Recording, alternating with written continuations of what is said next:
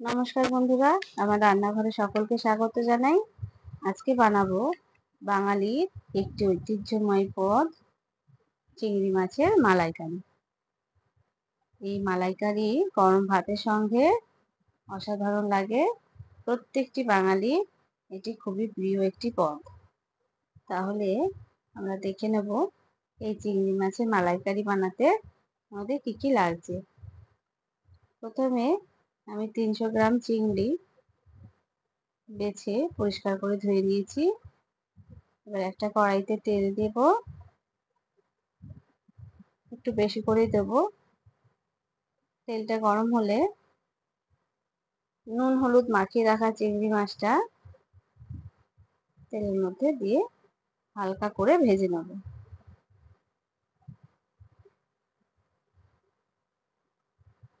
অল্প করে চিংড়ি মাছটা আমি ভাজবো, এরকম ভাবে ভেজে নিতে হবে। এবার আমি এগুলোকে তুলে নেব।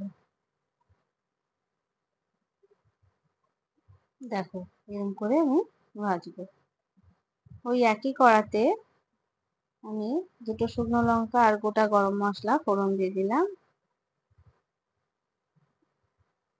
ফোড়নটা একটু নাড়িয়ে চাড়িয়ে ভেজে নিয়ে এতে দিয়ে দিচ্ছি 2 মিডিয়াম সাইজে পেঁয়াজ বাটা।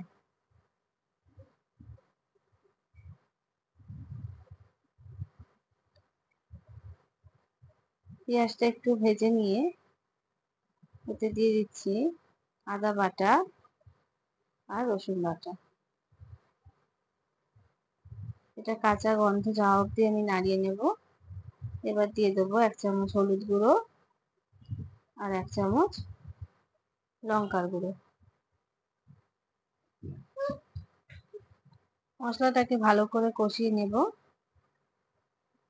মশলাটা যাতে না পুড়ে যায় সেই জন্য অল্প করে জল দিয়ে দিচ্ছি। আবারও ভালো করে মশলাটাকে আমি কষাবো।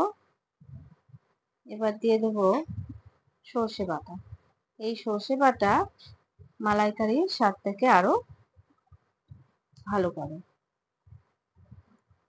বেশি কষাবো না। এবার স্বাদ মতো লবণ দিয়ে দেবো। এটাকেও মিশিয়ে নিয়ে আমি দিয়ে দেবো একটা গোটা নারকেলের দুধ।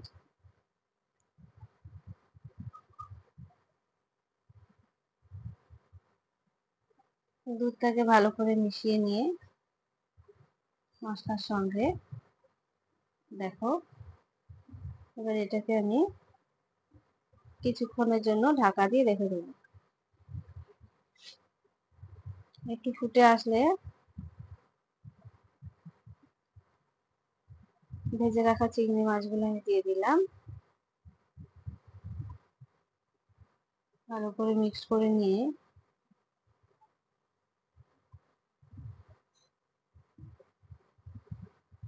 দেখো এতটা ঝোলটাও মরে গেছে অনেকটা। দেখো একদম রেডি হয়ে গেছে আমাদের চিংড়ি মাছের মালাইকারি। তোমরাও এরকম করে বানিয়ে খেও বন্ধুরা। আর কেমন হয়েছে আমাকে কমেন্ট করে জানিও। আমার চ্যানেলে রান্নাগুলি যদি তোমাদের ভালো লেগে থাকে তাহলে চ্যানেলটি সাবস্ক্রাইব করে দিও।